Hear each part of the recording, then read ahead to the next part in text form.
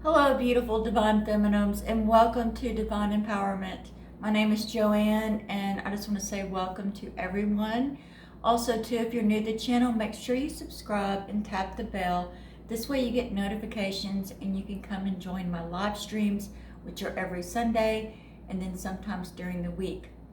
You can come and ask me questions.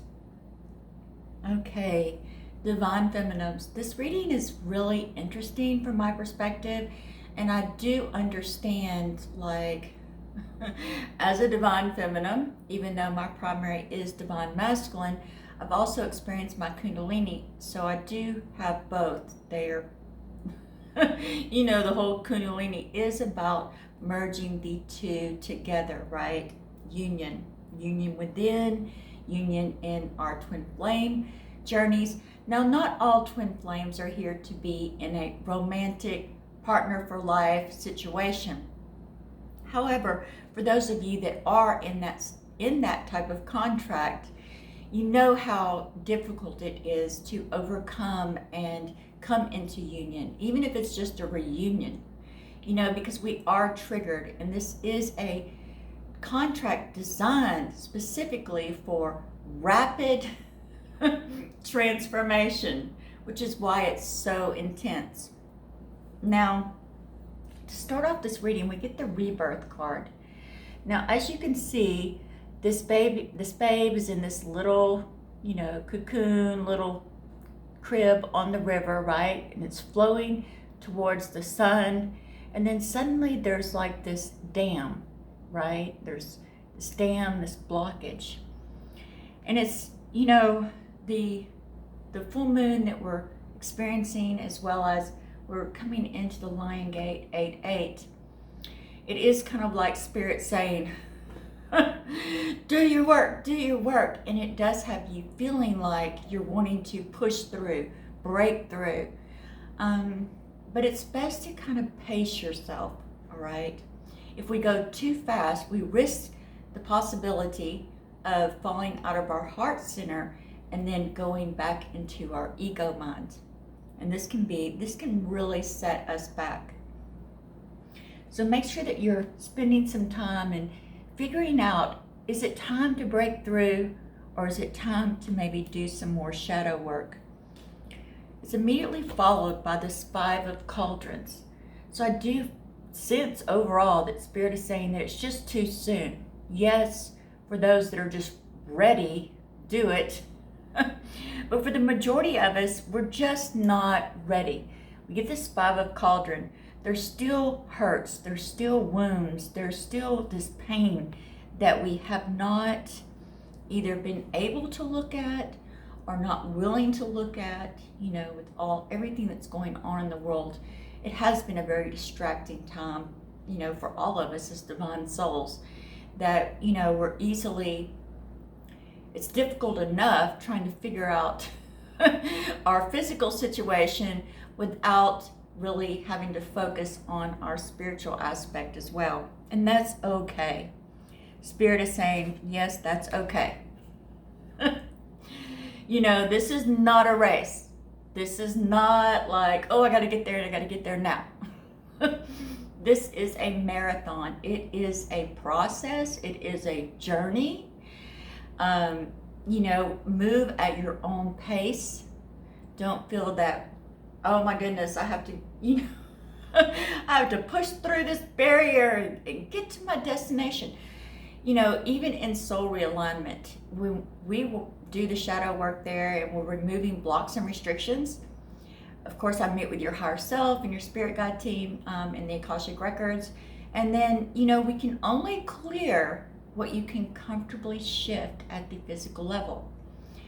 And the reason being is because you do shift vibrationally at the physical level. That would be, if we did like a lot more than say, you were ready for, the vibrational shift would be detrimental, traumatic even for your physical body. So even in this aspect, when you're just wanting to go and get into union and get on your purpose and get on your mission, and whatever it is that's got you just feeling like you've got ants in your pants or your butt's on fire, right? You just wanted to get there. Remember, it is about the journey, one step at a time. The twin flame journey in itself is extremely intense, right? It's extremely, for me, I've probably said this before on other videos, but it's like someone's taking my skin off. Like someone took all my skin off, turned it inside out, and then put it back on my body. It does leave us raw and vulnerable. So pace yourself. Go at your own pace. Now, I do get this Four of Wands. So because you're wanting to go at your own pace, focus on your routines and shifting and changing your routines to maybe meet the new world requirements. Sometimes when we just get in our routine, that can really help us find the time and the energy to work on those shadow aspects and do the healing work so that we can come into reunion or union. Now, like I said, the routine sometimes gives us order. When we don't have that routine, and I'm not a real routine kind of person, okay? So I'm not even close to that. But when I am feeling on edge or triggered or raw or just vulnerable, focusing on some sort of routine definitely helps soothe me and give me actually more energy, because I'm not expending a lot of energy just trying to get one task accomplished. Setting up a little routine. Okay, I get up, I make my eggs, I've already made my bacon or whatever. I cut up my avocado, I put it on the plate, I eat, I wash my dishes, I water the plants. I have this little routine. And what I've found in that routine is that it does help me energetically recharge by focusing on these little tasks. Sometimes we forget about the little task and we're not present in those tasks, but that can actually lead to an opportunity where we can gain our energy back and then be ready for more transformational work. Okay, so yes, getting into your routine, it's immediately followed by the Fool card. So, new beginnings. And for a lot of you, it is going to be like stepping off a cliff here. Like it's going to be unexpected, probably contact or reunion. Some will be brief. A lot will be permanent. More permanent move into a unified state of being. So, like I said, a lot of you that are feeling this desire to go, go, go, it means that you're really, really close. That's why you need to pace yourself, okay? Because you don't want to overshoot your mark here. So this Fool card, it is about continuing the journey and not worrying about what's ahead or what's around the corner. Just doing and going on your journey here. Stepping out on faith. And when you do this, you're going to experience this Death card, which is beautiful. It's perfect. It really is going to help you guys. So again, going at your own pace. Now, I would recommend the soul realignment work if you're a current client, maybe a follow-up session, or the epic alignment. Now, if you're a brand new client, that is probably the best shadow work that you could possibly do. It gives you, it's so empowering, which is how I created the name of my business and my brand, Divine Empowerment. Divine, because we're all divine souls, right? We're divine beings having a physical experience. And then empowerment, because soul realignment is, and it was, and still is to me, very empowering. I don't know that if I hadn't done all of my soul realignment work prior to Frank and I meeting in the physical, I don't know that we could have come into union. I mean, not that it was easy, because it was not easy, but it was fairly quickly. And, you know, it was definitely not easy. But in the bigger picture, I do know that that work over those years leading up to that definitely prepared me, okay? So this death card is coming once you step out on your journey and you take a step and you take a leap of faith. This opportunity will come up to do some deep shadow work here, you know, do some deep transformational healing. Now, even if I don't resonate with you, I strongly encourage you to find a soul realignment advanced practitioner to do this work with. Okay, then we lead up to the Eight of Pentacles. For a lot of you, it is, especially if you haven't started your mission work or you haven't found your purpose. This is when the synchronistic opportunities are going to fall into place where it'll bring you a journey. So it will be one thing leads to another and another and another. And you may try on many hats in that process. So don't be discouraged if you get somewhere and you don't like the hat. Because there's another hat just ahead. And, you know, a lot of you are going to be trying on these hats. And it is, I mean, there's going to be a huge amount of unions. And if you're feeling desperate for it, if you're feeling this like desperate energy, like, oh, I need union. I can't do my mission work without union. Okay, this desperate energy of it's got to happen now. Most likely, it's not going to happen. Reunion and full union especially comes when you are in your center, you are healed, you are whole. There's no desperation. You will feel filled with unconditional love. Okay, and that's coming up here in a minute, why it's so important that you find that unconditional love, especially if you're in separation. All right, this Four of Wands. As you can see here, there they are, grounded in the physical together. The four being the four pillars of union, the foundation here. And it's in the physical, in action. So a lot of action towards union, reunion, and it's stable. But as you can see, this couple, you can just feel the unconditional love here. Unconditional love. Now we get the High Priestess. The High Priestess is here to remind you that the shadow work is important. You know, even if you do your own shadow work, which I would definitely advise not doing that, because it can be quite traumatic here. But the High Priestess is saying, you know, the subconscious is vast.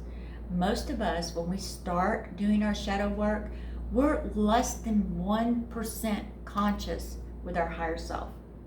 1%.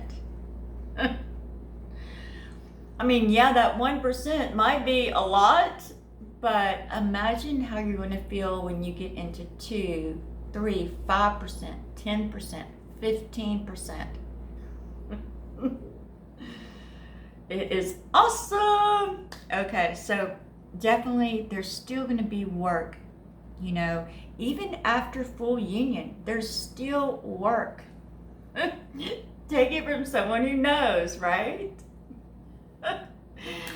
You know, now it does get easier. The triggering gets easier. You know, and then both of you start to recognize it. And instead of trying to dismiss it or push it aside, no, It comes up, we deal with it, boom, it's over with, right? You'll get into that rhythm with your twin. And then the Knight of Cups, slow, steady, stable, but forever commitment. Commitment. There are two things here that are so important for twin flames, especially for full union. One is unconditional love, and the second is commitment. Now,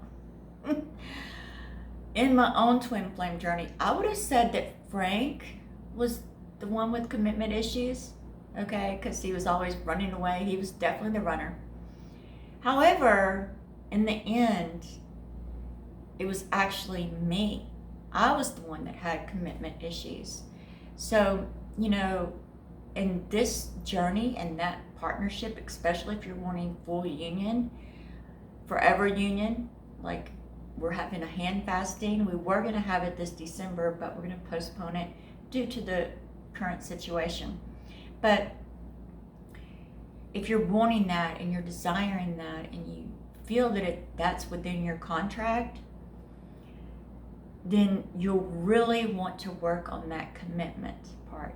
First, the unconditional love, or actually I worked on the unconditional love first. I found the unconditional love and then I worked on the commitment part. And sometimes, you know, we think, oh, especially if one's the runner, right? And one's constantly running away. You know, we think, oh, they just can't commit. Well, in my aspect, in my experience, it was me that couldn't commit, so he ran away. Like, oh, and it may not have been a conscious thing, it may have been on a subconscious thing, but he ran away. And I'm sure it was his subconscious, you know, past lives where I wouldn't commit, or he did everything he was supposed to do, and then I still just whoop, the other way. Whatever it is, okay? So two things here. Unconditional love, commitment, and doing your shadow work.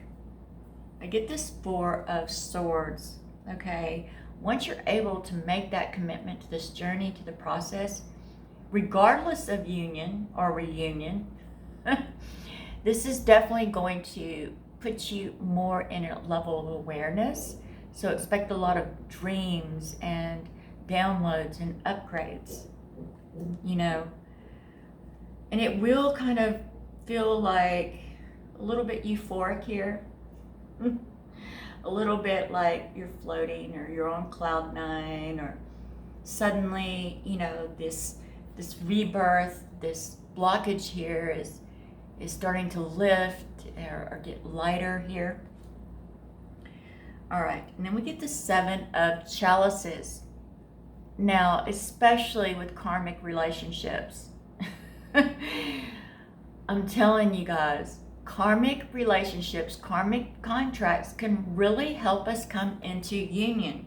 Now, there's a tricky thing here about karmic situations is you don't want to get attached, and you don't want to draw it out so long that they become attached, okay? Because those situations are never healthy. They're never like, they're meant to teach us and we're meant to move on from that. Now, generally they're soulmate contracts, whether they're protective soulmates, healing soulmates, friend soulmates. The primary soulmates for union or long-term partnership would be pre-flame twins, twin flames, and romantic soulmates.